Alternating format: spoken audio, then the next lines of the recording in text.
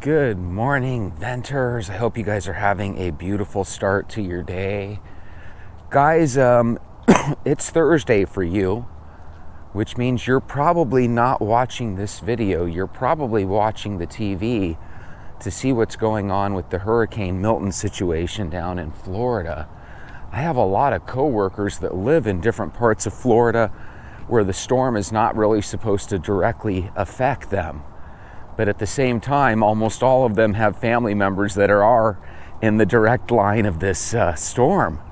And it's very, very freaky. They're talking about the storm surge being 10 to 15 feet, and that is just unsurvivable. I heard so many people yesterday talking about if you don't leave, you're going to lose your life. And man, that's pretty sobering. What's really scary is I actually saw some videos of people that were complaining that they didn't have the money to leave and that they couldn't afford to leave. And it just really, really blew me away, because that's why it's so important that we try to make plans to save money so that we don't have these situations. Oh wow, look at these birds. They're doing their turns. It's always amazing how birds are able to do things as a team in unison. Isn't that beautiful looking? What a picturesque scene, huh? You don't see that too often. I mean, we've all seen it, but you don't see it every day, you know? But very, very beautiful to see them all flying in formation together. I got a really interesting story to tell you, but first, let's talk a little bit about this hurricane. These videos that I was watching were showing a lot of girls, and of course, it was like a TikTok compilation. But it was talking to a lot of women. I say this because I didn't see any guys in the video. It was just women. And they were all saying how they were absolutely broke, that even if they got on the freeway and stuff, they didn't necessarily have enough gas to make it very far. One lady said that one of her friends had heard a story of another woman that was on the roads for 4 hours. And in 4 hours, she only made it 60 miles away from her home because of how congested the freeways were. And a lot of them were just fearful that even if they made it to a gas station, by the time they made it into the gas station would be out of gas, which did happen to quite a few gas stations down in that area, that part of Florida, that western, just north of Tampa Bay type area, right, where they have to get through.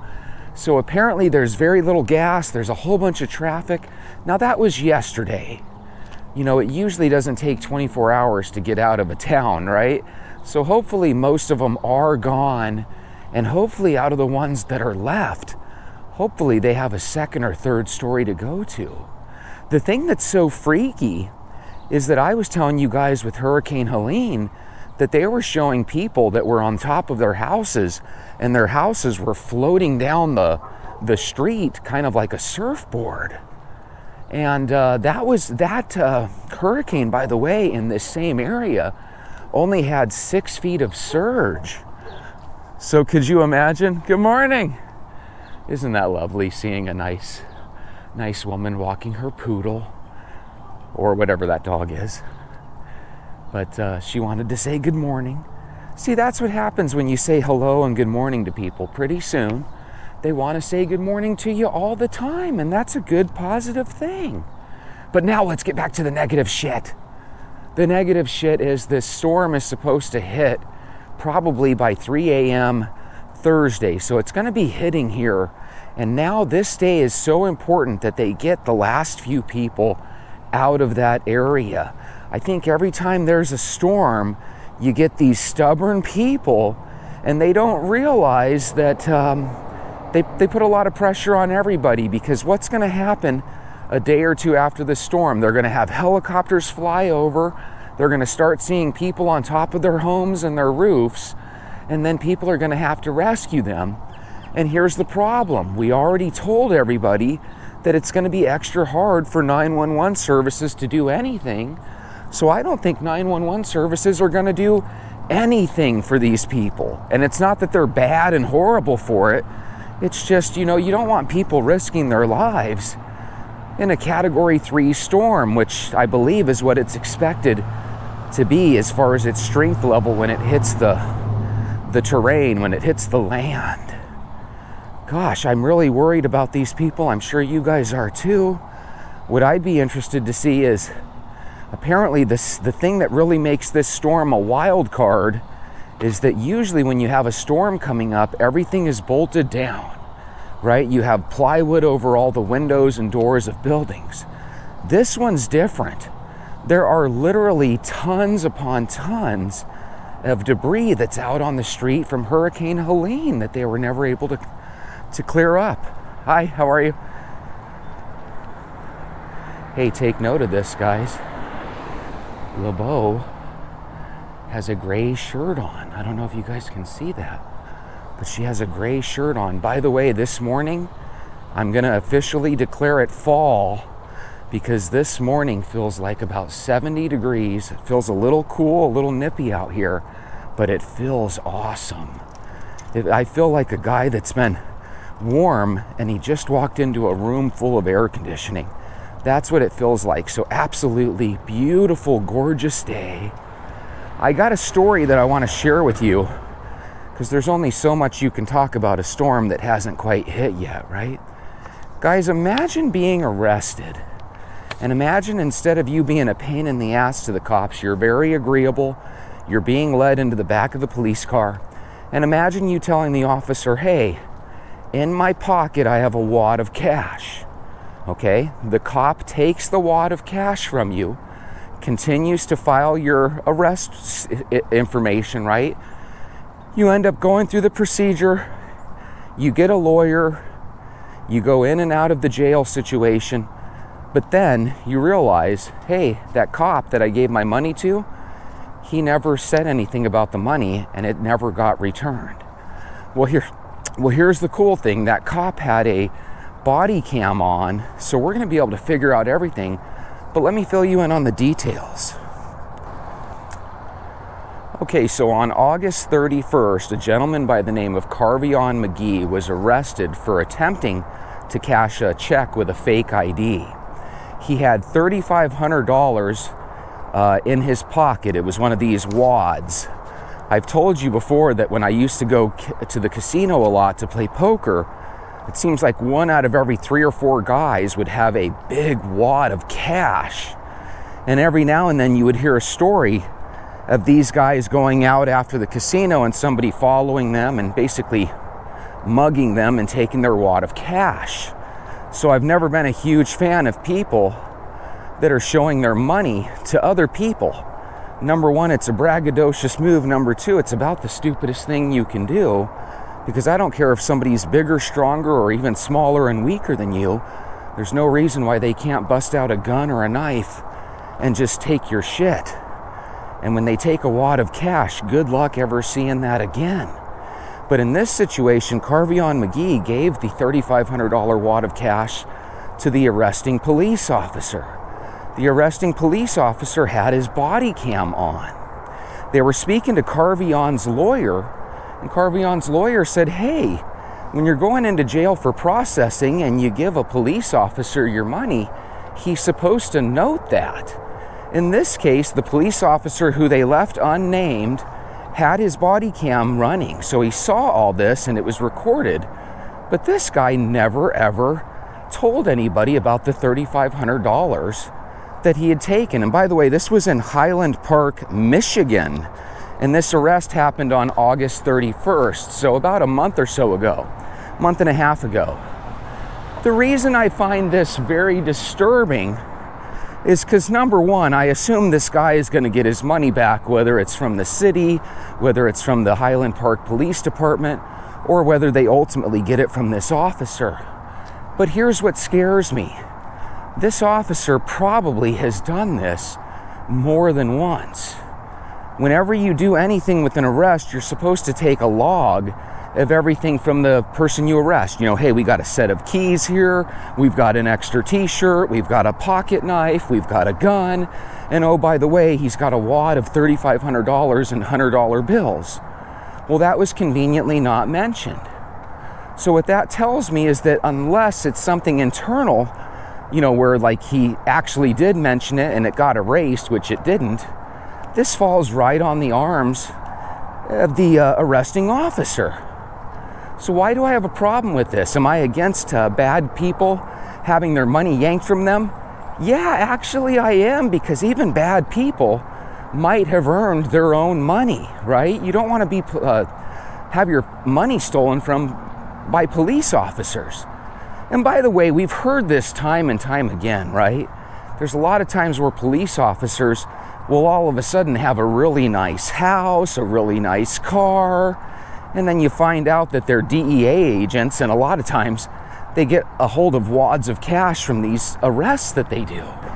If this cop took $3,500 from this guy, and thank goodness it was caught on body cam, how many times has he tried this stuff before? You know, and how many times have criminals just figured, well, I'm a criminal, so I have no recourse, and the cops are depending on that. So again, if this guy is guilty, get him off the police force. And now again, if this guy arrested me in the past, even if I didn't have a boatload of money on me, if I was a criminal, it would make me consider, you know, maybe getting a lawyer and going after this police officer. If this police officer arrested me in any way, shape, or form, and it's his word versus mine, I'm going to reach out to a lawyer and try to get that case dismissed, because now you have proof of this cop being really shady. I don't think the best way to take care of bad guys in the world is to find police officers that are just worse. That is a horrible thing to do. So I think not only should this cop get reprimanded, but if he did end up taking that money, I don't think he should just get a resignation form turned in or get fired. I think he should legitimately have to do some jail time. And I don't know if you guys agree with me or not. You know, you might be sitting back thinking, well, you know, serves the criminal right. You know, that's what you get for trying to cash a fake check. There's a good chance that that money he has was from some fake interaction. But in this case, it wasn't. And if you would have saw the video I did, the guy was very polite to the officer. Hey, I've got some money in my pocket. Can you grab it for me? And the other day we had a situation where a cop had blown a woman's face off in her kitchen. You remember the situation where the lady was trying to hold a pot of water, and the cop was so afraid of the water that he shot her not once but like twice in the face? And then you come to find out that the cop was basically a criminal himself. This is what happens when you have bad cops in the force. It makes other people start to complain and think that, hey, these cops are against us. They're against our community. Well, we need to let those folks know that, hey, if you're doing things the right way, we want your community to feel safe. We're going to get these scumbag cops off the streets. And again, if this cop ends up, you know, getting a hand slap and then just going to another precinct, that'll be criminal. I think what we need to do is we need to have some sort of outside force, and I hate to say this because it just involves more taxes, but I think we need to have some sort of outside force that can take note of cops that get fired and or resign for negative reasons. And I think what they ought to do is I think they ought to follow these cops for X amount of years and make sure that they're never allowed to get another job in law enforcement again. So let me ask you this question.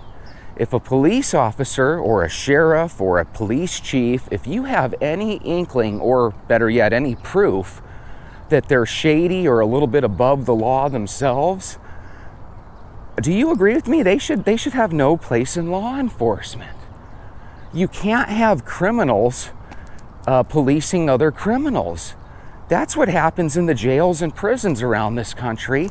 And it's one of those things that I think is disgusting, you know? So at the same time, if we're not going to let criminals do this stuff, then why would we let cops, you know, keep working if they show that there's a criminal aspect to the way they act? You ever have an itch on your leg or anywhere? It's almost impossible to ignore it. And when you try to ignore it, it's really weird. It's like it just keeps itching. You got to scratch that itch. That's how I feel with my morning walks. Every day I wake up, I tell myself, is this going to be the day where I stop walking? And guys, I've been doing this for decades. It's never that day. Absolutely love my walk. I don't know if you've noticed, but we're starting to see more people walk, which kind of leads me to believe that every single summer we're going to have a lot of people that choose not to walk. But again, I can't hold it against them. I live in a state where it's miserable hot during the summer. We had like 30 days this year of 110 degree temperatures or higher. Oh my goodness. That is something else. Hopefully it doesn't lead to a really weak winter where it's hot again right after New Year's. I'm hoping this is a nice, cool, long-lasting winter. I mean, if this climate change that everybody talks about is going to give us horribly hot summers, hopefully it also gives us really nice cold winters that last a long time. And I hope this 110 degree temperatures in October, I hope it doesn't happen in 2025 as well. Guys, we're on walk day 27, I believe. So once again, we've already gone through 2 90-day situations. Now we're on our 3rd 90-day challenge. You know, it's so weird. I hate calling it a challenge nowadays because I feel like basically we're still with our same venters from season 1. Season 2 didn't bring us hardly any new venters, and I still don't see too many people saying, hey, I'm walking with you guys. So who knows? I think what I'm going to have to start doing is I'm going to have to start looking at my channel for what it is. It's a time capsule. So this is going to be for Dagny, my granddaughter. Dagny, your grandpa is just one of these guys that's just not the most popular guy in the world. But you want to know something? When guys are popular, when guys are powerful, when guys have a lot of people backing them up, it can lead to them being shady. And I want you to know that Grandpa's not shady. I like to try hard, I like to do my best, but you want to know something? Sometimes some of us just aren't meant to be the most popular of people. So that's going to lead you to a fork in the road, Dag. Do you want to be the most popular person and have people adore you for your popularity? Or do you want to just be the best person you can and do the right things? And if that leads you to being popular or not so popular, then so be it. Because that's how Grandpa looks at things, Dagny. I look at things from the viewpoint of sometimes things are meant to be and sometimes things aren't. Dagny, right now you're too young to comprehend, but I'm hoping one day you're older and watching this. Hopefully I'm still alive and on the planet when you do. But if you ever watch this video and you ever hear my voice, I want you to know that you live in a world where there's probably a medication for everything. But if you're ever overweight, I would love for you to contemplate the idea of getting rid of it the old school way like we used to, by joining Grandpa, by putting your shoes on and start a daily walking routine. If my genes are in you, which I know they are, there might just be a piece of you that finds it to be one of the most peaceful, enjoyable things ever. And if I'm no longer on this earth and no longer doing this channel, maybe you could pick up Grandpa's reins and maybe you could start Walk, Talk, Vent yourself. And if you are popular, or at least more popular than Grandpa, maybe you could get millions of people around the country and world to walk with you. Because it's starting to look like the medications have won, and I'm not going to get too many people to ever walk with me. But hopefully, you'll be able to have a treasure trove of hundreds, if not thousands of videos that Grandpa has made. So even if you and I never get much of a chance to know each other as we both age, hopefully you can watch these and get an idea of who your grandpa was. I hope that doesn't sound sad to people I plan on being in my granddaughter's life, but God, what if I get hit by a car up here and I never see her from this point forward, right? Well, in that case, that's why I really wish YouTube would make it a little bit easier to find those older videos. I think I'm the only person that's crying to YouTube about bringing back older videos, but you know, it is what it is. In case you guys are a little concerned because I haven't been doing my reaction parts of my videos, you know, every time I try to do a video on somebody that has a little bit of an audience or maybe was an author or somebody, they do these copyright strikes on me, and I've only gotten one or two, you know, it's nothing major or whatever. But my thinking is, I put a lot of hours into each and every video, a lot of editing, a lot of searching. And you know what? I believe in the signs. And the signs tell me if you're only getting a handful of people to watch a video and you're getting a copyright strike from it, and you get 3 of those bad boys in 3 months and you lose your channel, well, then you lose all the work that you've done. So my thinking is I'm going to go back to the lab again, and I'm just going to try to use my imagination and come up with some better ideas on what to do. One of the things that I like doing is, I'm just like you. Occasionally I'll walk by and the TV will be on Dateline and I'll hear a really interesting murder mystery. And one of the things that our country has an endless supply of is bad people doing horrible things that make the news. So your boy is going to start following some of these interesting little situations from the news around the country. And I'd like to ultimately start putting on some mysteries and some investigations that are happening not only in places like Detroit and Philadelphia and stuff, but I'd like to start putting stories up that are affecting everybody in every single state.